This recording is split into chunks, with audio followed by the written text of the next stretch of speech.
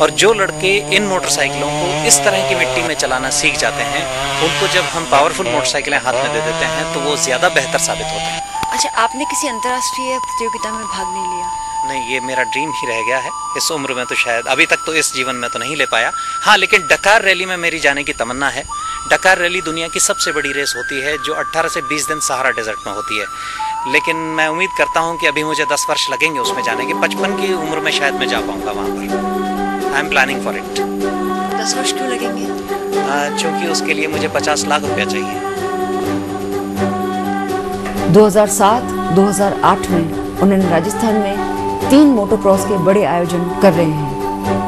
फिर हमने जानना चाहा साहस के बारे में। साहस का फुल फॉर्म है society for adventure, awareness, humanity and automobile sports.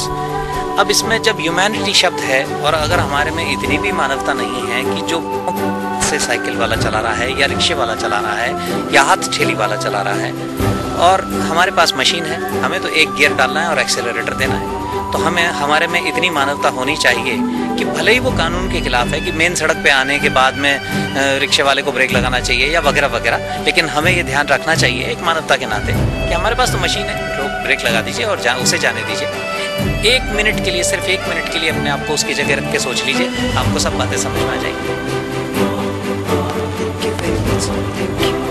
And all the best कि आप जल्दी से जल्दी जहाँ डकार में जाना चाहे वहाँ जा सके। और पीटीवी के दर्शक जो मुझे सुन रहे हैं, मैं उनसे भी चाहूँगा कि वो अपने बच्चों को स्पोर्ट्स के लिए प्रोत्साहित करें।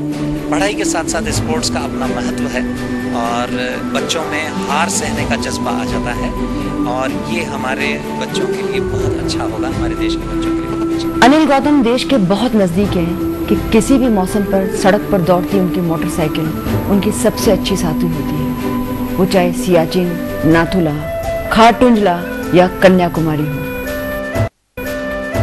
और फिर एक साहस नाम की संस्था फॉर्म कर ली और धीरे धीरे फिर मुझे लगा कि अब इस खेल के बारे में और जानकारियाँ हासिल करनी चाहिए। तो 1999 में, ईयर 1999 में there were 6 people who were nominated as sporting steward, international sporting steward कहते हैं उनको, या इंटरनेशनल ऑफिशियल कह लीजिए, साधारण भाषा में इंटरनेशनल ऑफिशियल कह लीजिए या जज कह लीजिए। तो 6 जने भारतवर्ष से चुने गए। 75 अपीयर हुए थे उस एग्ज़ाम में और ये नाचीज़ भी उस एग्ज़ाम में पास हुआ, तो इंटरनेशनल स्पोर्टिंग स्टीवर्ड भी बना मैं। अनिल गौतम, एक सपना आप देख रहे हैं कि वे राजस्थान को मोटरसाइकिल रेस के लिए पूरे विश्व में अपनी पहचान दें। उनके साहसी साहस को सलाम।